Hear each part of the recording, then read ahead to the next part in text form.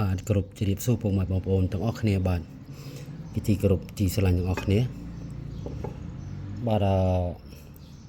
ថ្ងៃនេះផងដែរខ្ញុំបាទនរិនមានជាអង្កាំដៃបងប្អូនបាទជាប្រភេទអង្កាំដៃហើយអង្កាំដៃមួយខ្សែនេះគឺខ្ញុំសាងអំពីក្លឹមអំពិលនិងឈើខ្មៅបាទសាងចេញពីពីរមុខបាទពីរមុខ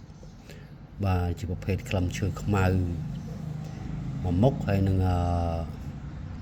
ប្រភេទក្លឹមអំពិលនាងពន្ធអំពិលអលេស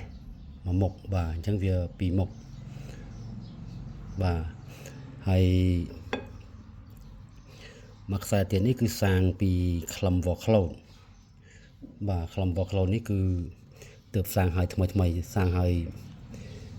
មិញទេបាទទើបបានក្លឹមក្លូតទើបមកដល់បាទហើយបងអូនគាត់ផ្ញើមកឲ្យមកហើយក៏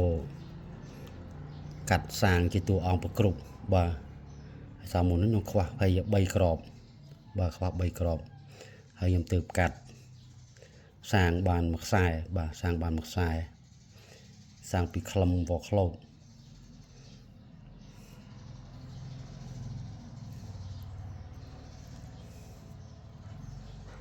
ទំហំ16លីបងប្អូនបាទ16លីប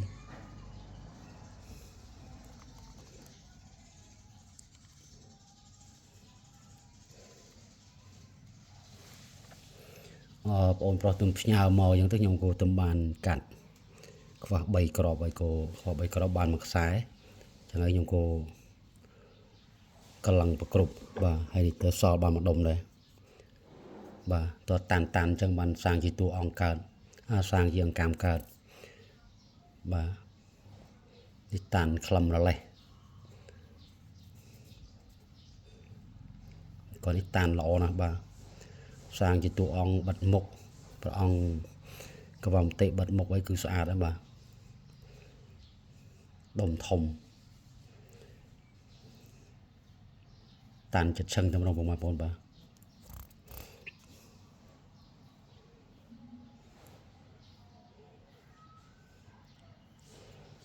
បាទខ្លួនឯងមុនមានដែរតែពេលវាអស់ទៅបាទហើយអញ្ចឹងហើយក៏ទៅឲ្យបងប្អូនផ្ញើមកហើយអង្កាំនេះគឺបងប្រុសខាងតកែនោះគាត់ផ្ញើមកឲ្យសាងជាតួអង្គជាអង្កាំហ្នឹងសាងជាអង្កាំហ្នឹងខ្ញុំបាទទុកប្រើខ្លួនឯងទេបាទតែពេលសាងទៅវាអត់គ្រប់ក៏ផុយល្បេះទៅក៏ធ្វើអត់កើតទេបាទអញ្ចឹងហើយក៏ទើបធ្វើបានប្រគ្រប់បងអូនផ្ញើមកឲ្យហ្នឹងក៏ទើបបានប្រគ្រប់ទៅបាទសាងពីក្លឹមវ៉ក្លូតមួយខ្សែសាងពីក្លឹមឈើខ្មៅនិងក្លឹម7និងពន្ធ7អលេសមួយខ្សែបានពីខ្សែបាទហើយបញ្ជាក់ទៅគឺក្លឹមវ៉ក្លូតនេះគឺខ្ញុំបានដាក់ជាវទេបាទគ្រាន់តែបង្ហាញចែកជូនពុកម៉ែបងប្អូនទស្សនាអ្នកគ្នាបាទក្លឹមវ៉ក្លូតនេះគឺខ្ញុំទុកប្រើខ្លួនឯងបាទសម្រាប់ប្រើខ្លួនឯងទេបាទ